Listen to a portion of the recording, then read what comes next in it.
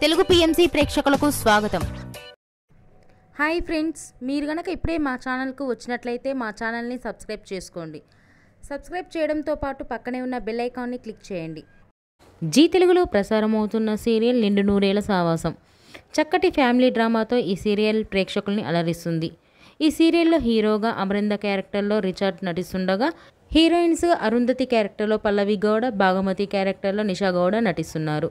తాజాగా నిషా గౌడ తన లేటెస్ట్ ఫొటోస్ని అభిమానులతో పంచుకుంది. ఆ ఫొటోస్ని మనం కూడా చూసేద్దాం.